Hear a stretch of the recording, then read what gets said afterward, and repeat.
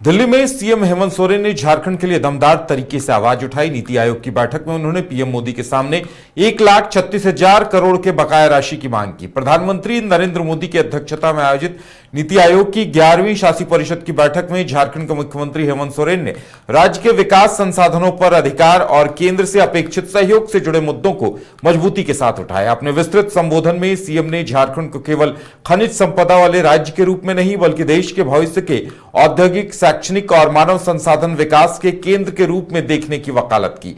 खास तौर पर उन्होंने राज्य की स्वास्थ्य व्यवस्था को मजबूत करने पर जोर दिया। उन्होंने कहा कि मेडिकल शिक्षा के विस्तार के लिए राज्य सरकार लगातार प्रयास कर रही है, लेकिन मेडिकल कॉलेजों में 220 अतिरिक्त स्नातक और 217 स्नातकोत्तर सीटों की स्वीकृति लंबित है। उन्होंने केंद्र सरकार से इन प्रस्तावों को शीघ्र मंजूरी देने का अनुरोध किया। इसके अलावा पीपीपी मोड में प्रस्तावित 6 मेडिकल कॉलेजों में से 4 को मंजूरी मिल चुकी है और जबकि 2 की स्वीकृति उन्होंने देने की बात कही।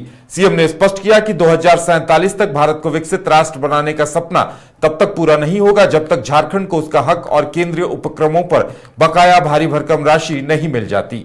बैठक में सीएम हेमंत ने कहा कि झारखंड की खनिज संपदा तभी सार्थक होगी जब उसका सीधा लाभ यहां के मूलवासियों और आदिवासियों को मिलेगा। उन्होंने कहा कि उनका लक्ष्य अब खनिज संपदा को मानव संपदा से, उद्योगों को सीधे रोजगार से और चौतरफा विकास से जोड़ने का है और इसके साथ ही सामाजिक न्याय भी उनके लिए अहम है। इसके लिए माइनिंग सेक्टर में आर्टिफिशियल इंटेलिजेंस, एआई आधारित खनिज अन्वेषण और सस्टेनेबल माइनिंग, सतत खनन और इन तमाम चीजों को लेकर उन्होंने काम शुरू करने की बात कही। सीएम ने बताया कि सालाना 1400 करोड़ रुपए सिर्फ कौशल विकास पर खर्च हो रहे हैं। एशियन डेवलपमेंट बैंक के सहयोग से 1200 करोड़ रुपए का मेगा स्किलिंग इकोसिस्टम तैयार हो रहा है। मुख्यमंत्री सारथी योजना के तहत 6,76,000 युवाओं को प्रशिक्षित किया जा चुका है। आईटीआई को रोबोटिक्स, इलेक्ट्रिक व्हीकल और एआई जैसे पाठ्यक्रमों के अनुरूप अपग्रेड किया जा रहा है। उन्होंने कहा कि सीएम स्कूल ऑफ एक्सीलेंस के सुखद परिणाम आ रहे हैं और यहां के बच्चे अब आईआईटी और मेडिकल संस्थानों में भी जा रहे हैं। घर रहने का मकान भर नहीं, ये खुशियों की तिजोरी है। दरवाजे पर दस्तक देता पड़ोस, खिड़कियों से उमड़ आता आसमां, तारों में उलझी ऐसी ना जाने कितनी दास्तां।